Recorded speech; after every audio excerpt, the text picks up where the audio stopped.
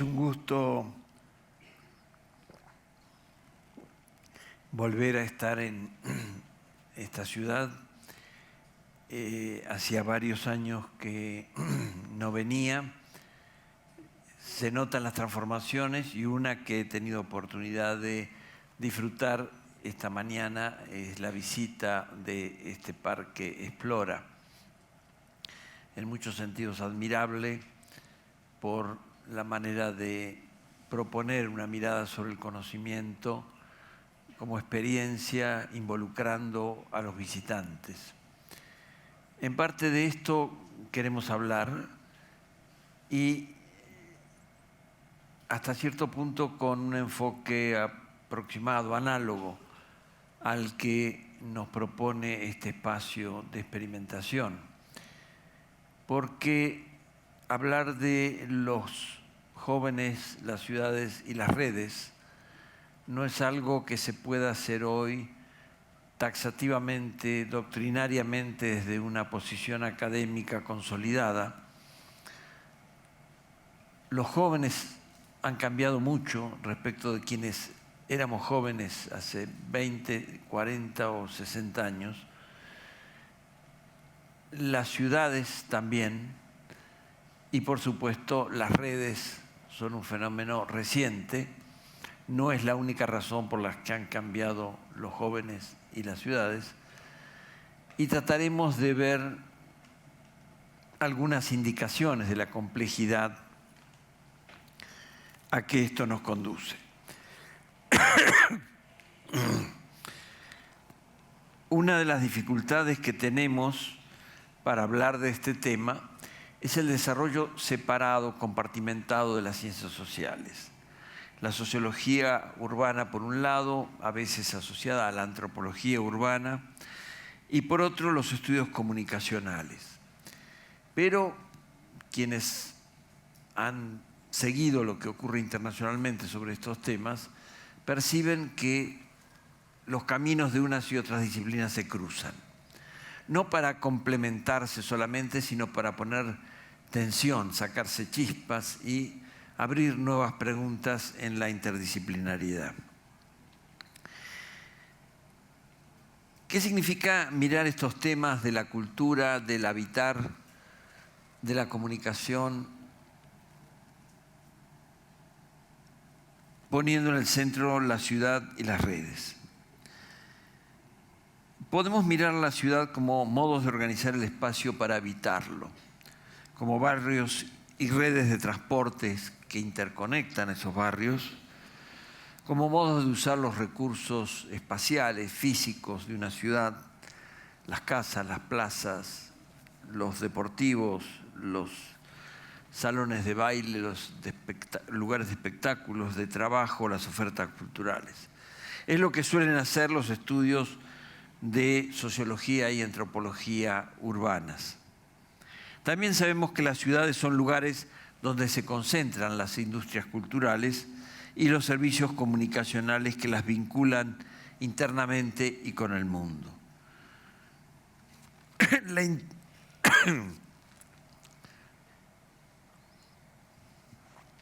La integración de las perspectivas socioantropológicas y comunicacionales comenzó a desenvolverse desde fines del siglo pasado ante las cotidianas evidencias de que la expansión de los medios masivos interconectaba a las zonas de cada ciudad y a estas con otras, contribuía a orientar las prácticas y formar imaginarios sobre cómo vivir en las urbes, enfrentar la inseguridad, aceptar o rechazar a los diferentes.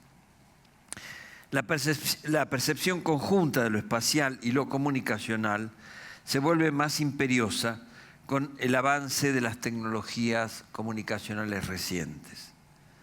Puede diferenciarse la vida doméstica atravesada por la televisión, los computadores e Internet de la vida urbana en la que los celulares transmiten datos íntimos y las cámaras de videovigilancia controlan los comportamientos más personales.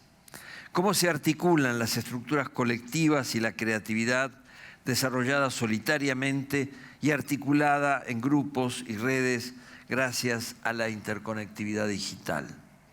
Nociones como las de intimidad y sociabilidad cambian a la vez por el impacto de tecnologías nuevas y por los usos diversos que les dan distintas generaciones. Las diferencias antiguas entre lo público y lo privado se reelaboran y requieren otras políticas sociales y culturales. Nos hacemos estas preguntas cuando vivimos cotidianamente en la ciudad, cuando debemos articular el habitarla, el caminar por las calles y el que suene en nuestro celular, nuestro iPhone, una conexión, a lo mejor de otra ciudad, de otro país, y nos preguntamos cómo combinar ambas cosas.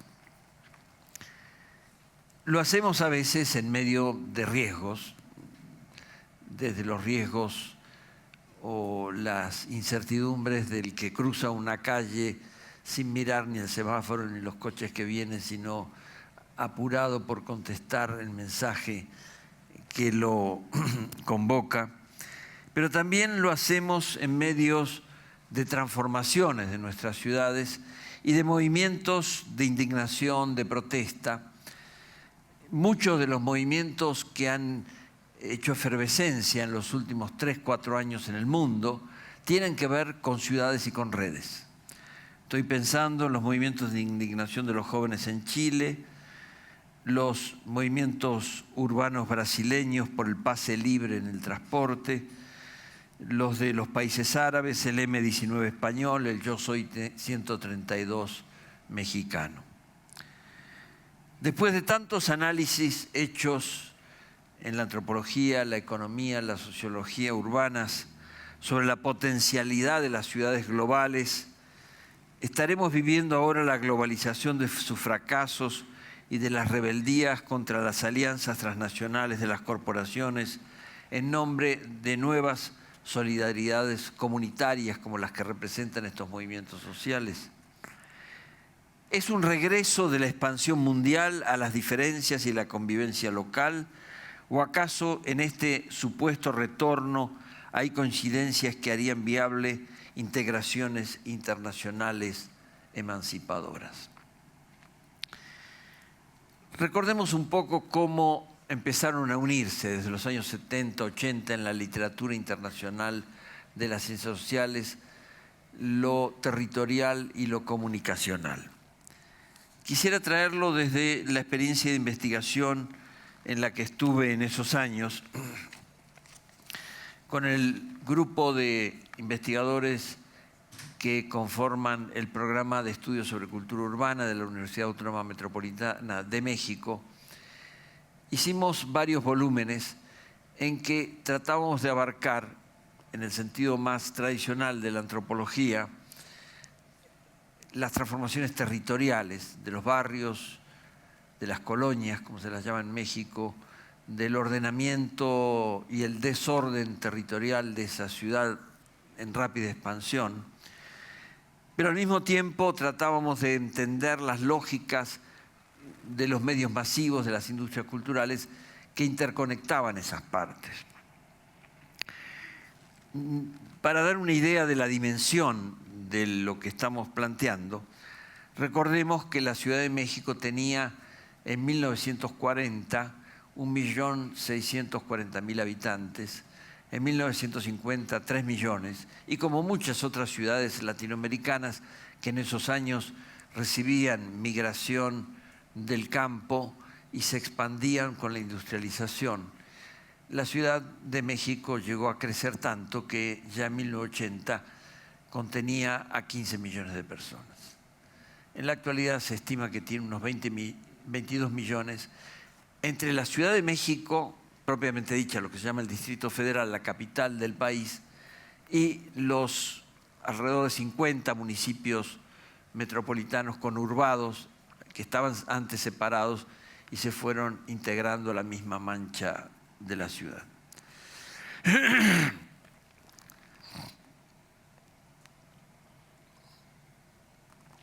Pero esa misma política económica de modernización e industrialización que desarticuló la urbe en barrios que ya no se conocen, que uno transita preguntándose quiénes vivirán allí, será peligroso, será más confortable que el mío, cómo son,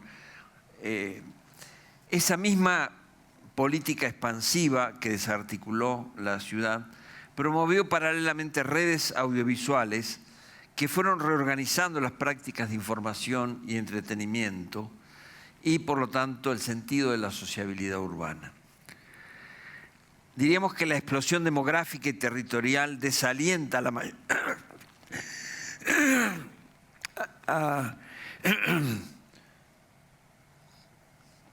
Esto es lo que le pasa a uno cuando viaja en aviones a veces y respira aires distintos de la contaminación de la Ciudad de México que ya conocemos. Quería decir que la explosión demográfica y territorial desalienta a la mayoría de los habitantes ubicada en la periferia para asistir a los cines, los teatros, las librerías, las salas de concierto que están casi todas concentradas en el centro histórico y en el sur de la Ciudad de México. Pero al mismo tiempo, desde aquellos años 70, 80, comenzamos a percibir que la radio y la televisión llevaban las noticias y los espectáculos a casi todos los hogares.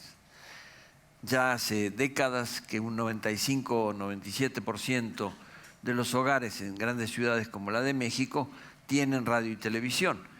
Entonces, la ciudad desconectada por esa expansión que hace difícilmente habitable, comunicable o la vuelve muy lenta en los desplazamientos físicos por la ciudad, esa misma ciudad se rearticula en las comunicaciones en red.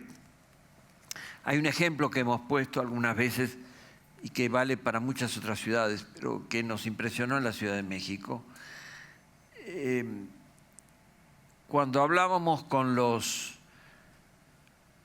habitantes de distintas zonas de la ciudad, decían desconocer la mayor parte de las otras regiones o zonas de la zona metropolitana, como se llama a la ciudad, al Distrito Federal, más los municipios conurbados.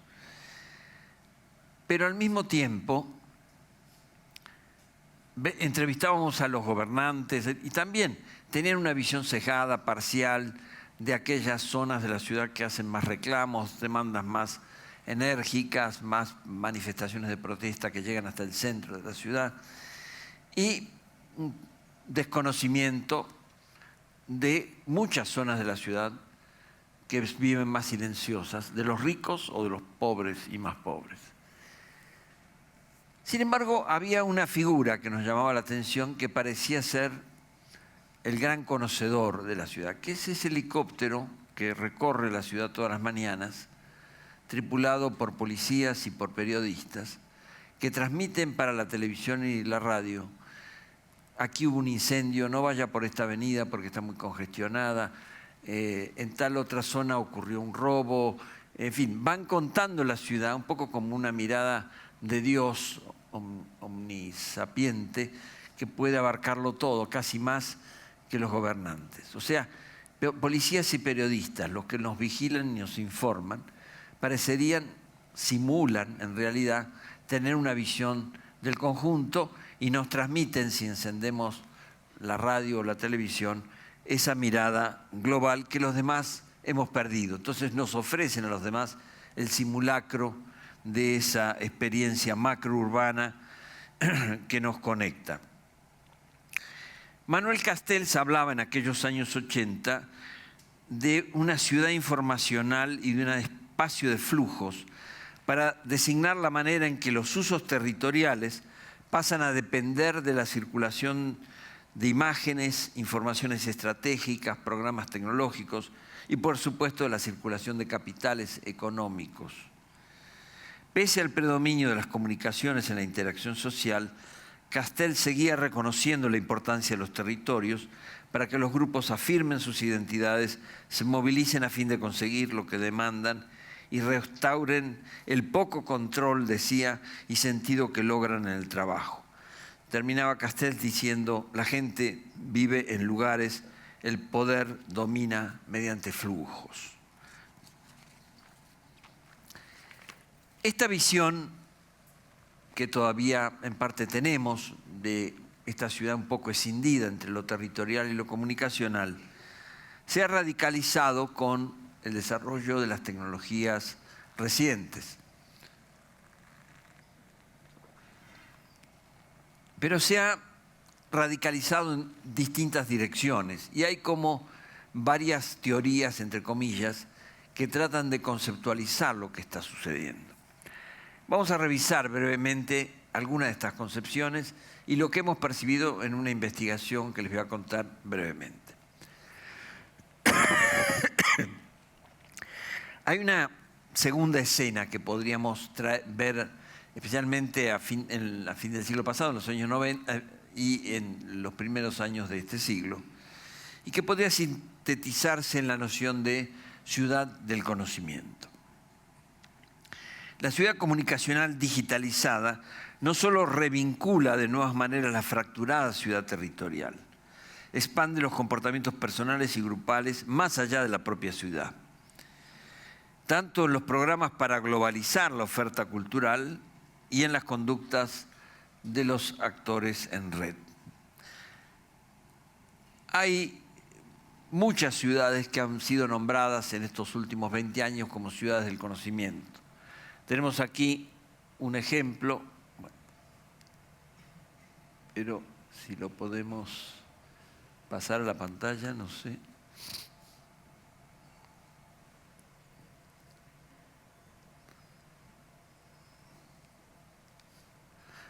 Esta es la ciudad de las artes y las ciencias de Valencia,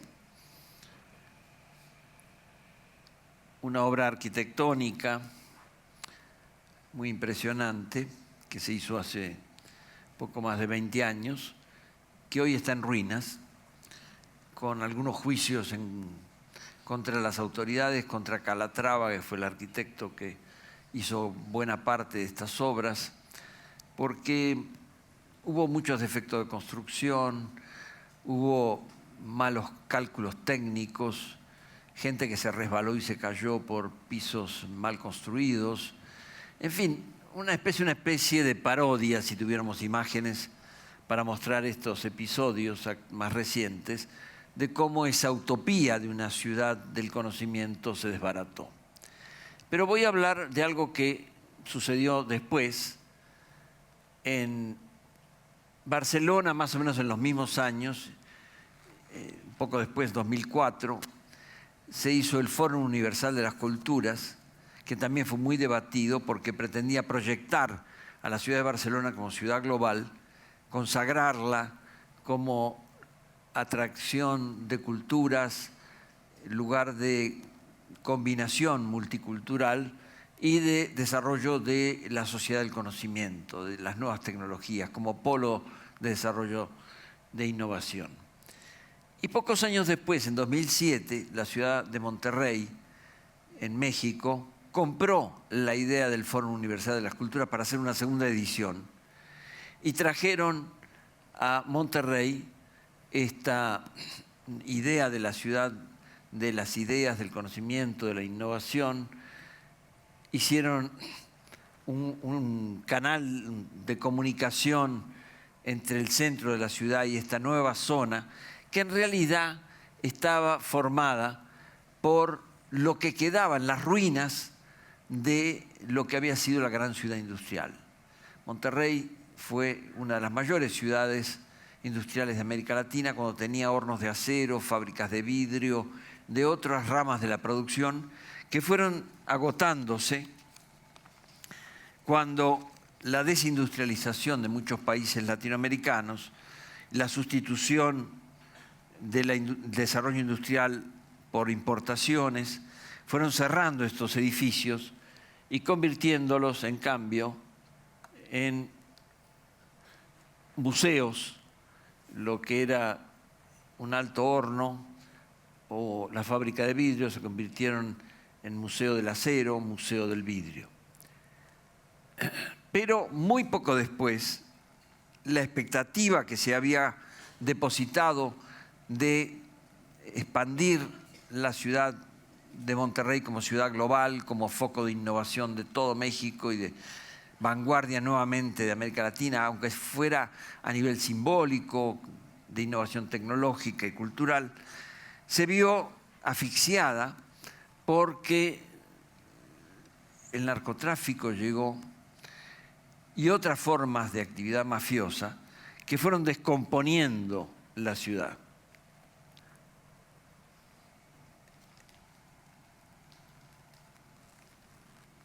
A 6 años, 5 o 6 años de aquel fórum de 2007, que reunía cultura y conocimiento, la descomposición social y el descontrol político territorial que sufre todo México convirtieron a Monterrey en una de las ciudades más violentas del país.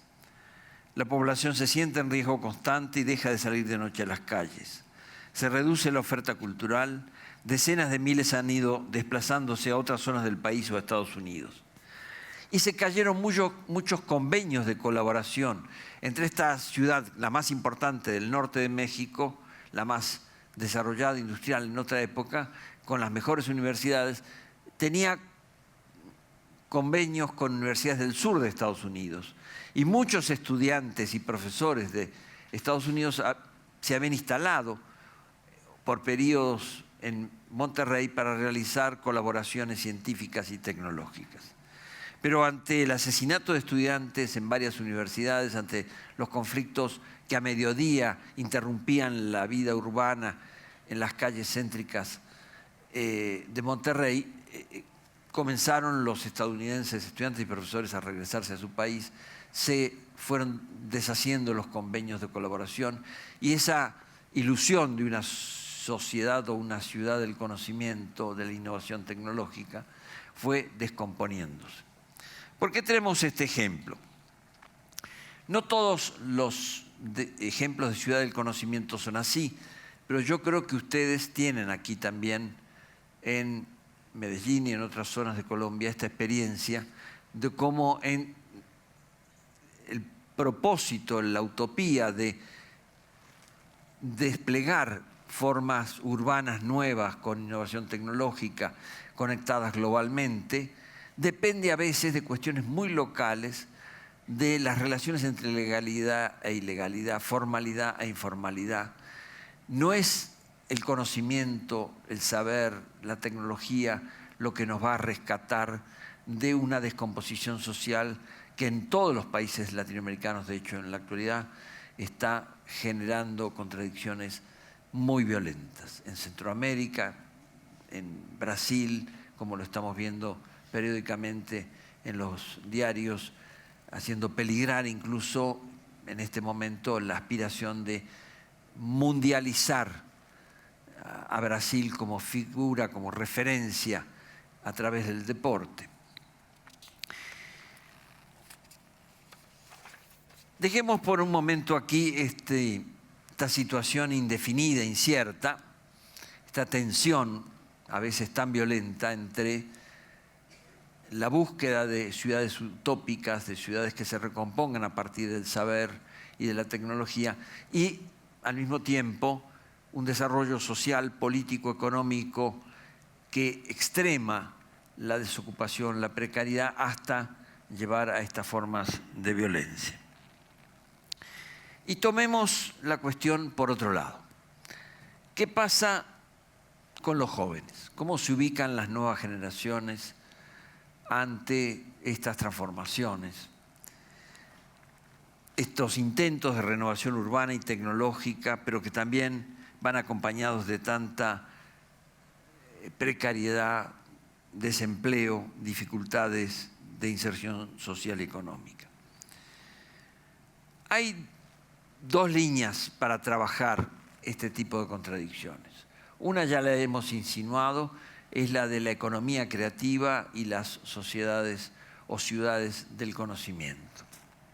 La otra es un conjunto de estudios que se han desarrollado en los últimos 15 años en Inglaterra, en España, en Australia, en muchas sociedades latinoamericanas, sobre un nuevo perfil de los jóvenes a los que se llama emprendedores, trendsetters, posicionadores de tendencias, techsetters, o como los nombran en Francia, intermitentes. porque se designa de ese modo la discontinuidad de los trabajos. Son jóvenes que trabajan en forma interrumpida, en las oportunidades que encuentran en un lugar y en otro, sin garantías laborales ni seguros sociales. Vivimos una situación compleja en la que, sin embargo, los jóvenes que manejan esta sociedad del conocimiento, esta información tecnológica, estos recursos, nuevos soportes y formas de comunicación, mucho mejor que las generaciones anteriores, tienen también aspiraciones y posibilidades a veces mayores que los adultos de encontrar formas de empleo, de colaboración, de agrupamiento, de las que queremos hablar un poco. La situación es contradictoria porque, como lo dice, por ejemplo, ya en 2008 un informe de la CEPAL muy elocuente en este sentido, especialmente en la interpretación que hizo uno de los directores de ese informe de la CEPAL sobre los jóvenes, Martín Hoppenheim. Estamos en una etapa en la que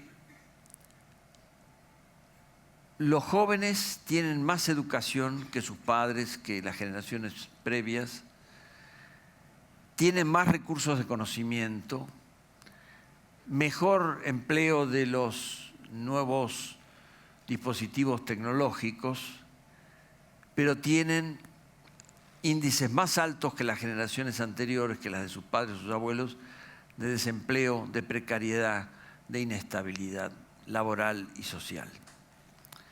¿Cómo se combina todo eso? No sabemos bien cómo llamarlo, y de ahí que hayan aparecido estas denominaciones a veces casi ridículas, como las de ninis, porque ni estudian ni trabajan. Decía alguien, en México habría que llamarlos nonos, porque no los dejan estudiar, no los dejan trabajar, no es que no quieran.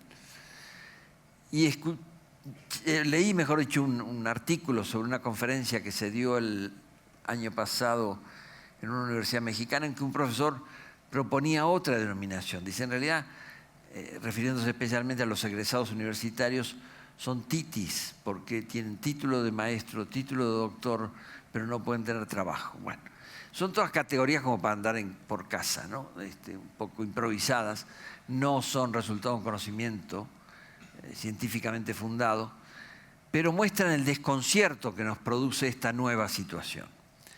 ¿Cómo entenderlo? Bueno, hay estadísticas, se dice hay 7 millones de ninis, o sea, de jóvenes que no estudian ni trabajan en México. Se dice en España una cifra que me parece muy elocuente, que mientras el 26% de la población española está desempleada, población económicamente en condiciones de actividad, generacionalmente en condiciones de trabajar, o que tuvo trabajo y ahora no lo tiene.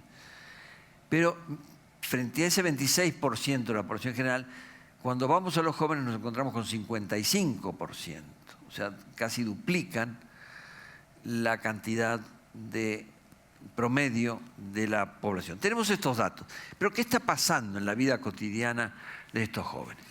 Con el propósito de entender un poco más, hicimos una investigación desde el año 2010 al 2012 con 2 equipos, uno en la Ciudad de México formado por antropólogos, comunicólogos, incluso algunos artistas, escritores, y un equipo básicamente de antropólogos y algunos comunicadores en Madrid, y fuimos viendo comparativamente los hechos, las tendencias que se percibían en la vida cotidiana. Fue una investigación que apoyó primero una fundación iberoamericana, luego la Fundación Telefónica nos dio también un subsidio porque les interesaba conocer así etnográficamente desde la vida diaria qué comportamiento se advertía. ¿Y qué encontramos? Tomamos en la Ciudad de México, voy a referirme sobre todo a este universo, artistas visuales jóvenes, editores independientes, músicos jóvenes y comunicadores o gente que estaba en la comunicación. Algunos que coincidían con los artistas o los editores independientes, porque de hecho las comunicaciones digitales integran a todos.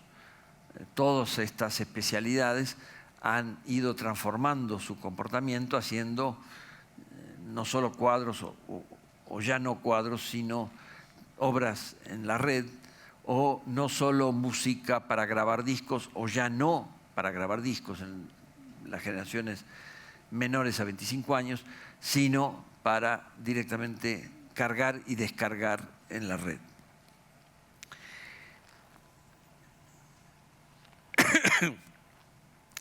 ¿Qué nos mostró la etnografía de estos sectores innovadores que muestran coincidencias con las etnografías o los estudios que hemos visto en otros países o en ciudades como Londres, Barcelona, París, etcétera, Berlín? Se acomodan a trabajos inestables, combinan recursos públicos y privados para su creatividad, tienen tácticas de agrupamiento y redes novedosas para alcanzar ese desarrollo creativo y comunicar lo que hacen. Presentan alto nivel educativo y capacitación tecnológica más o menos avanzada, pero que a veces encontramos también en los sectores populares que también manejan celulares, iPhone, computadoras.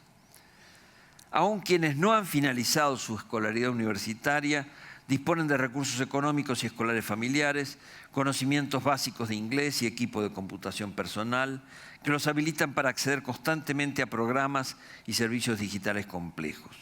La comunicación digital está en el núcleo de su vida cotidiana. Como nos dijo un profesor que entrevistamos, estos jóvenes nacieron con Internet en su cuarto, en su habitación.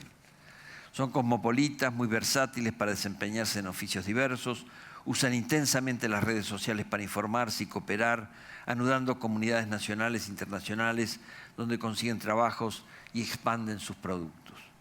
La trascendencia del contexto propio se manifiesta en la formación de redes transurbanas, visible, por ejemplo, entre distintas ciudades de México o en las ciudades fronterizas de México con Estados Unidos. Sabemos que estos rasgos no son simples derivaciones del uso de las redes tecnológicas. Están inducidos también por la precariedad de los trabajos efímeros que logran, las exigencias laborales de ser autoempleables y estar disponibles todo el tiempo, la necesidad de completar los ingresos como artistas o editores independientes con lo que pueden obtener en otras tareas. La versatilidad entre diversos oficios, formas de colaboración y aún lenguas y países es facilitada por las redes digitales, pero es también un requisito normalizado por la flexibilización de los mercados laborales y la incertidumbre acerca del futuro de los trabajos. Tener varios perfiles profesionales y aprender a trabajar con especialistas en campos diferentes son necesidades del entorno sociocultural. Me gustaría pasar rápidamente mientras voy hablando, algunas imágenes que fuimos registrando de estos grupos de jóvenes, de sus modos de organizarse creativamente, de formar incubadoras, redes de comunicación, etc. Ahora, a ver.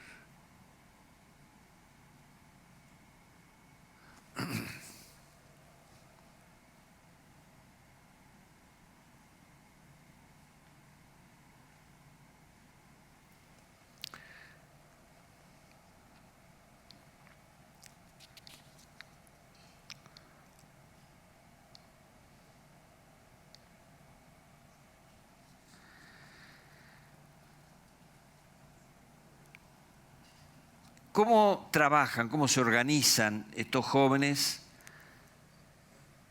en actividades artísticas, visuales, editoriales, musicales?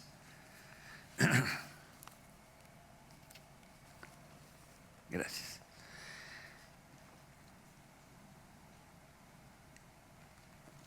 Hay algunas cuestiones de vocabulario que pueden ser elocuentes.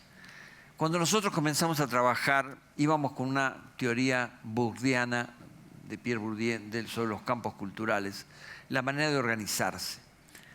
Pero nos dimos cuenta que ellos se movían con mucha ductilidad y un artista visual que había egresado de la Escuela de Artes Visuales en la Ciudad de México, de pronto trabajaba en fotografía, en lo que podía, distintas prácticas fotográficas, como artista, como periodista, como reportero gráfico, como fotógrafo de fiestas, etc. De pronto hacía escenografías para una película y se incorporaba al campo cinematográfico, y así podía diseñar páginas digitales, libros en red, y hacían festivales, incubaban experiencias, un uso de la calle y de las nuevas tecnologías, de instrumentos tradicionales, de recursos comunicacionales escénicos, más del teatro, de la danza, de los medios. En fin, un uso flexible que se extendía en festivales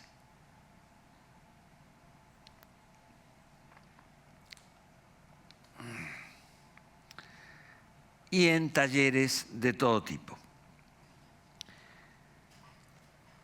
Otra característica que nos impresionó fue el pasaje de la noción de carrera a la noción de proyectos.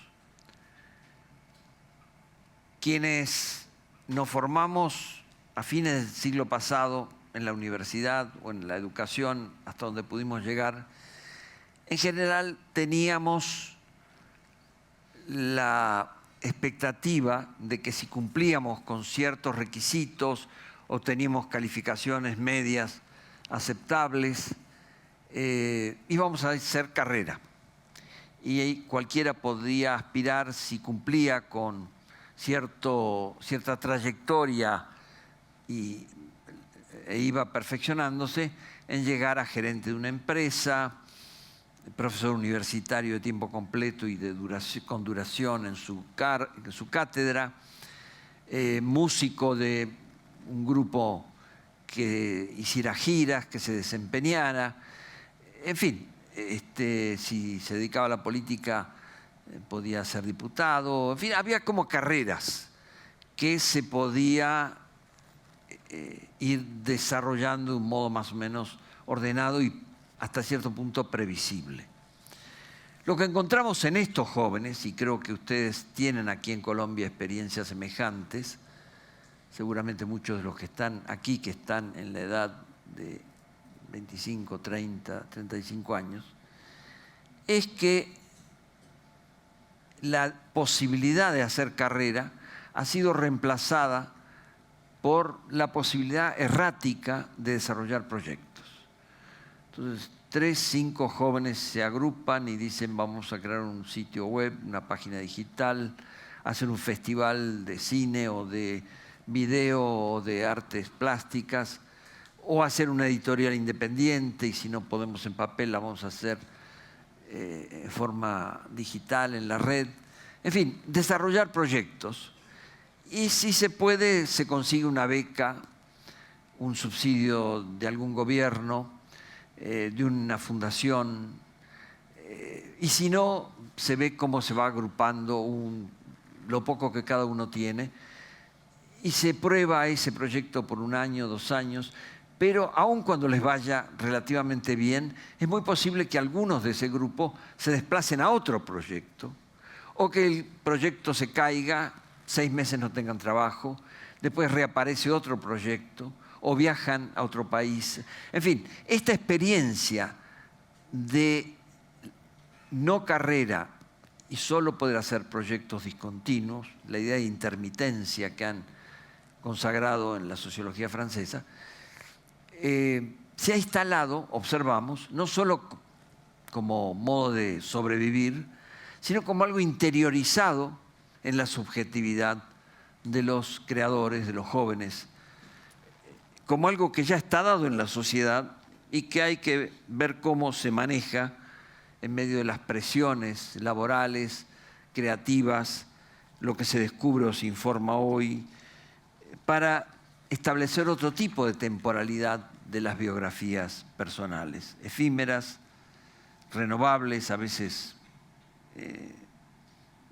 obsoletas que hay que recomenzar una y otra vez. Algunos ven con cierto optimismo estos modos de reorganizarse de la producción cultural y comunicacional, porque parecerían dar, y en algunos casos es cierto, oportunidades que han negado las grandes industrias culturales cada vez más concentradas. Ya no es así, pero hace apenas 10 años había solo 4 grandes majors de la música mundial, EMI, Universal, etc., que concentraban el 90% de la producción y circulación de discos y videos en el mundo. Como todos sabemos, eso fue desvaneciéndose. Algunas de esas empresas quebraron o se subdividieron o tratan de ver cómo recomponerse. Y eso ocurre por varias razones. Algunos dicen la piratería, vamos a hablar un poco más de eso enseguida y cuestionar el concepto. Otros dicen, desde la perspectiva de los jóvenes sobre todo, ahora podemos organizarnos entre nosotros, ya las industrias concentradoras de la producción cultural, monopolizadoras, no dominan tanto y las nuevas redes digitales nos dan la posibilidad de subir a la red lo que creamos, comunicarlos, ver lo que hacen otros, lo que se hace en otros países, en otras lenguas, otras músicas, ponerlo en relación, fusionarlo, mixearlo. Entonces es posible una visión, por decirlo así, optimista y pesimista. A mí no me gusta ninguna de las dos palabras, me parece que son conceptos, nociones, no llegan a conceptos, son nociones no productivas en las ciencias sociales. Más bien lo que hay que tratar de hacer en las ciencias sociales es aproximarse por distintas vías a un fenómeno que es desconcertante, que tiene muchos lados y que exige ser mirado de maneras diferentes. Pero una de las interpretaciones que se hacen de estos agentes culturales en red, comunicados de otra manera, con este uso tan creativo de las tecnologías recientes, más allá de lo que establecían las disqueras, los grandes grupos editoriales o los grandes museos, una posibilidad es verlos como agentes de resistencia cultural al neoliberalismo, a los poderes estatales y empresariales o a las estéticas oficiales.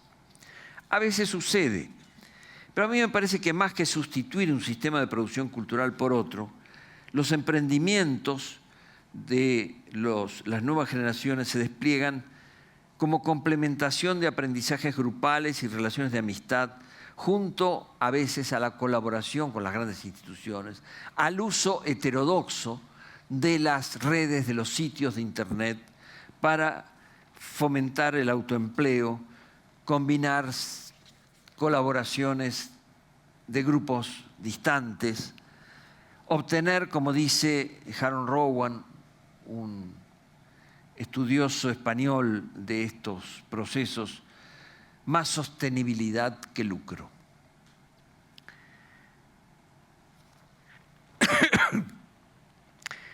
¿Qué podemos esperar de esta reorganización de los mercados y las prácticas culturales?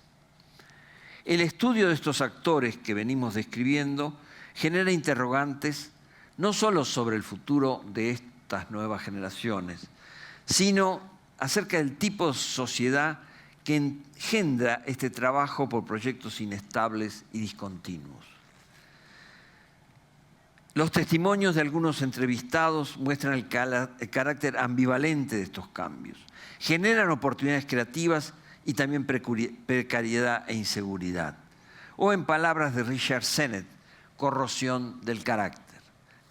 Un libro que nos sirvió mucho durante la investigación fue este libro extraordinario de Sennett, que se llama así, La corrosión del carácter, que estudia fenómenos como los que estoy describiendo, pero en otros grupos. Por ejemplo, estudió no exactamente jóvenes, sino gente que a los 35, 38 años se había quedado sin trabajo en IBM cuando IBM perdió la competencia con otras grandes empresas y aún con su saber tecnológico avanzado, se quedaron sin empleo.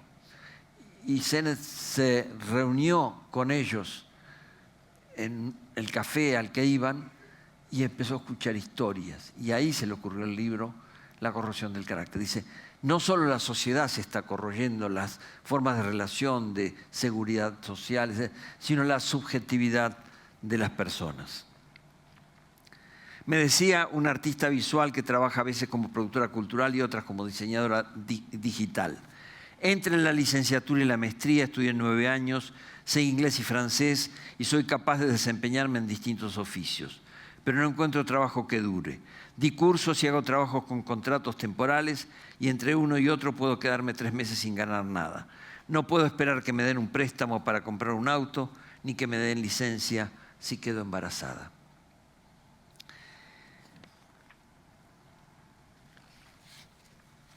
¿Cómo responden afirmativamente los jóvenes ante esta situación? Por un lado, usando y tratando de usar cada vez más intensivamente las tecnologías avanzadas. Pero, como dije antes, las tecnologías solas no explican ningún fenómeno social, ningún cambio, ninguna transformación de fondo en nuestras sociedades actuales.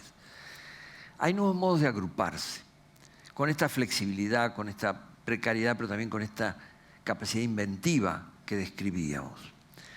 Y hay la afirmación de lo que hoy se llama el procomún. ¿Qué es el procomún?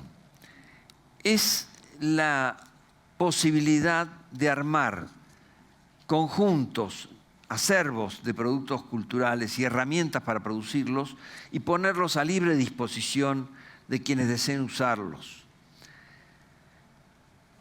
De ahí, de esa idea de procomún, han venido saliendo una serie de otras nociones que a veces son mal utilizadas. Por ejemplo, la de hacker, que en general sugiere el espía que asalta páginas ocultas. Pero en el vocabulario de estos grupos jóvenes creadores, nombra más bien una ética del compartir y la cooperación, propicia para la información libre, el acceso ilimitado, la descentralización de la creatividad. Asociada a esta idea de hacker está la de, y a la de procomún está la de prosumidor.